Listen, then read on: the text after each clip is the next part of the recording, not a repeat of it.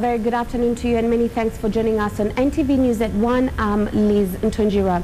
It is budget day and today marks the first budget speech to be made under President Uhuru Kenyatta's reign. This year's budget stands at 1.64 trillion Kenya shillings. Today we'll also see the Cabinet Secretary for Finance, Henry Rotich, a non-politician, present the budget estimates before Parliament for legislators to approve and later on pass the Finance Bill 2013 that gives Treasury the go-ahead to raise revenue.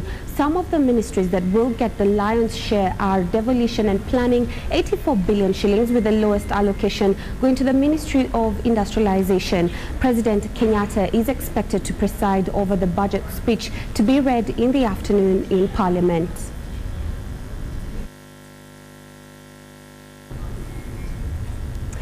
The Senate has filed a petition at the Supreme Court seeking an advisory opinion on several matters it says have been mishandled by the National Assembly and the Executive. This has happened as the Senate seeks to strengthen its mandate, especially on issues of devolution, after President Uhuru Kenyatta ignored it and signed the Division of Revenue Bill into law without its input. They marched from their temporary chambers and offices at the KICC in unison and led by their speaker and lawyers Kyoko Kilukumi and Feroz Nourji. The threats of a suit have been long coming, and finally it was here. The registry says it will soon notify the Senate and the public on when the proceedings will begin. This is not a contentious matter, so we have not sued anybody. We are just seeking clarity, legal clarity, on a question that we think is of national importance. Because what we are affirming as a Senate is fidelity to the rule of law and constitutionalism. That this process, whether it is through the judicial process or through the political process, is not meant to intimidate anybody, but it's meant to actually put things in clear perspective. Each of the arms of government has a clear or a distinct role. And why we're really pursuing this matter is purely of public interest. The senators will also hold political rallies across the country to gather public support. And those of you who may be of the opinion that Senate doesn't have politicians, very shortly, you will see that Senate is very serious, senior, responsible, balanced, and patriotic politicians. Yesterday, they had said they plan an amendment to the Constitution to give senators, governors and county assemblies more teeth. Andrew Ochieng, NTV.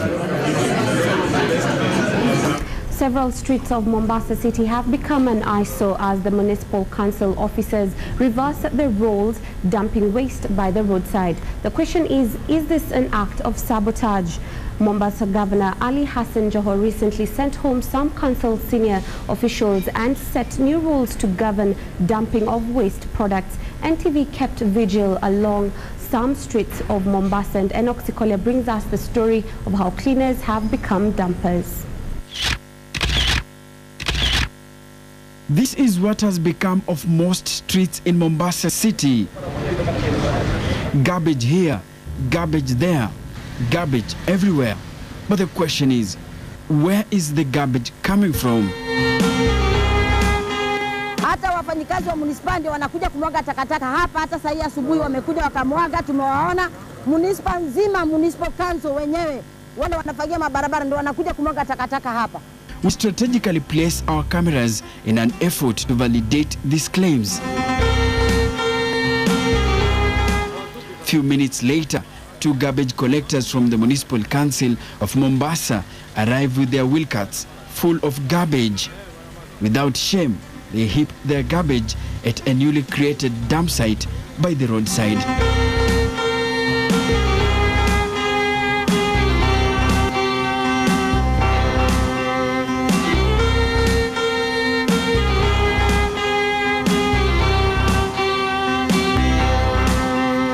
An hour later, this man here arrives with a wheelbarrow full of garbage, and without hesitation, he goes ahead and dumps the waste by the roadside.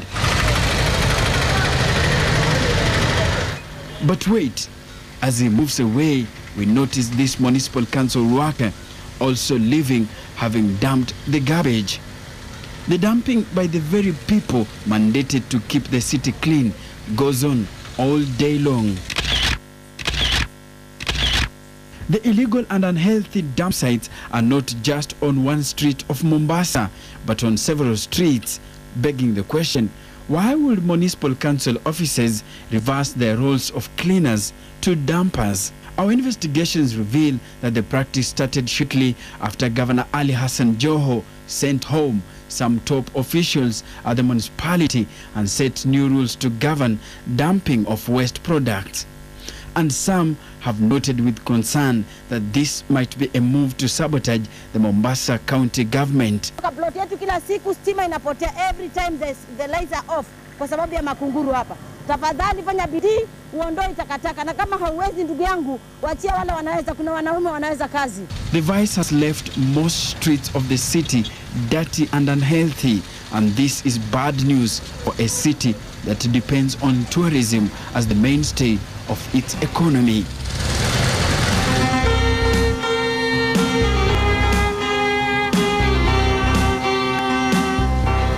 Enoch Sikolia, NTV.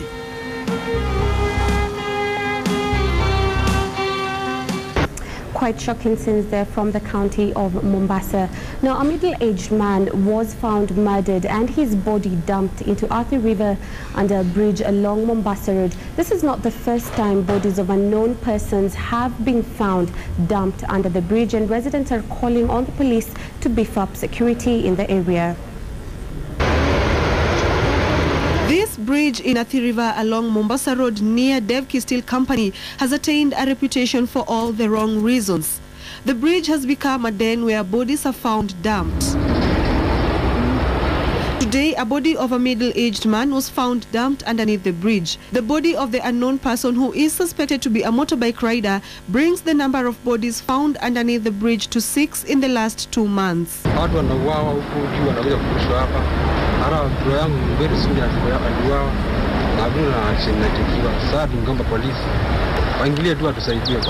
The body has head injuries. Residents suspect more bodies could have been dumped into the hippopotamus and crocodile-infested river, and some could have been eaten by animals. Asubuhi leo tumechukua maiti hapa kwa mto ya Athi River. Sio mara ya kwanza kuchukua maiti. Hata watoto wanatupangwa hapa, sana sana watu wa motorbike. Residents claim that motorbike riders have been the target, with robbers targeting their motorbikes. Motorbike theft has become rampant in the area. Athi River OCPD Charles Kirinya says his officers have been on the ground trying to unearth a series of murder reports, crimes committed under the bridge that has now been christened the Bridge of Death. Sharon Baranga, NTV. A man in Nyeri allegedly killed himself after a drinking spree. The man is believed to have locked himself in his house before setting it ablaze. Family and neighbors tried to extinguish the fire without much success. Villagers of Guru in Nyeri County are still trying to come to terms with the death of the 35-year-old man. The man is suspected to have taken his own life yesterday night after he locked himself in his house before setting it ablaze.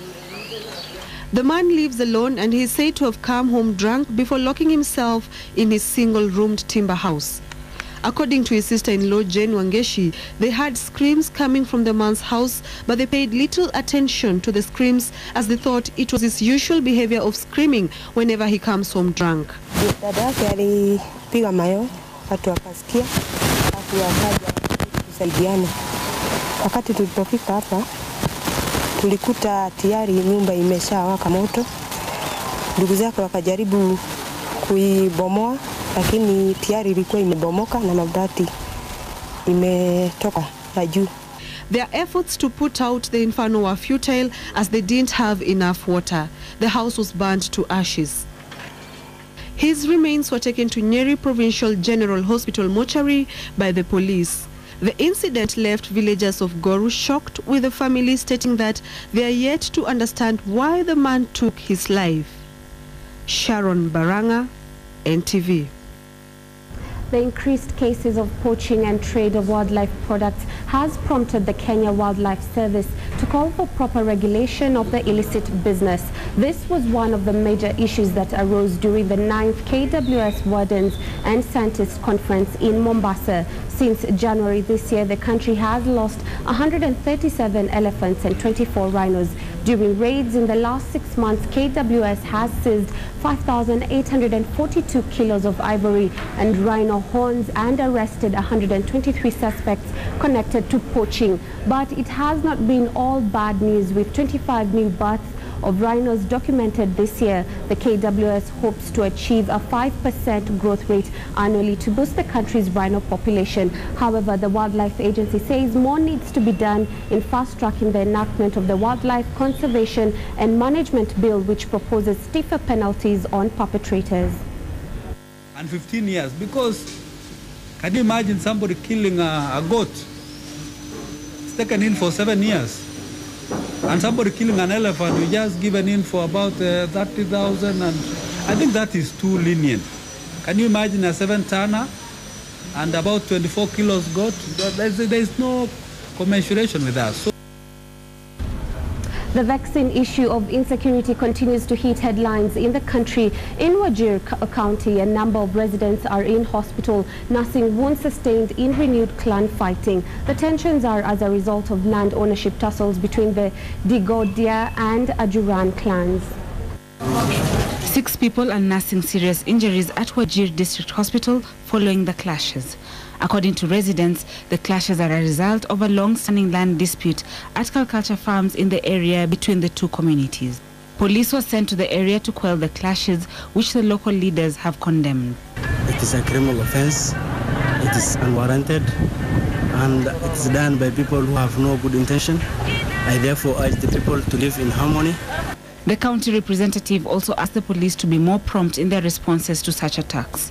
The majority of the people injured in the clashes are said to be from the Ajuran clan. Just last month, at least 3 people were killed and several others injured in Mandera following clashes between the Digodia and Gare clans.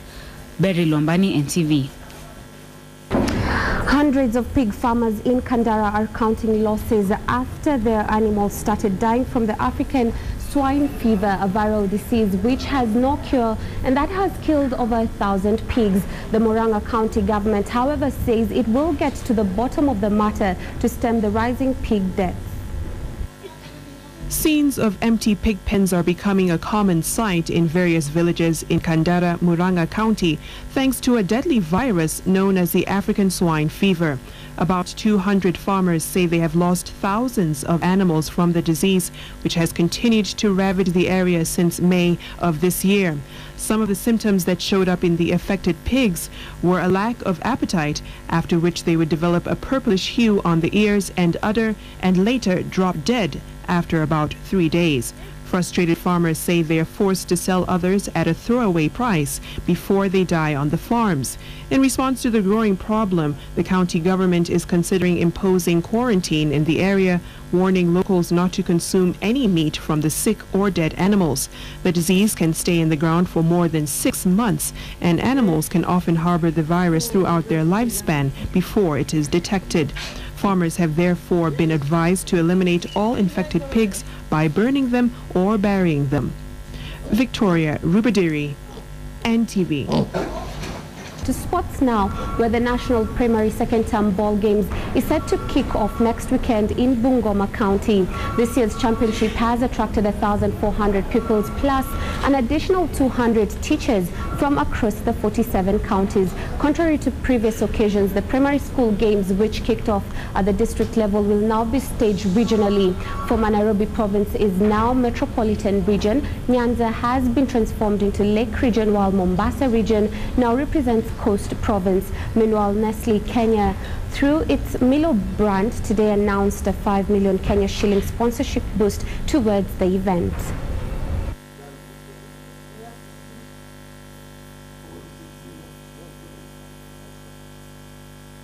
We want to go into more strategic partnership with Ministry of Education. Namely, one of the big ideas we want to do is focusing on the young generation, the primary schools, and we would like to support the soccer league and establishment of the soccer league. What's important is that sports can also bring security in that place by uniting people. So we cannot deny Bungoma their time. And that's all we had for you at this hour. Enjoy the rest of your viewing. I'm Liz Ntonjira.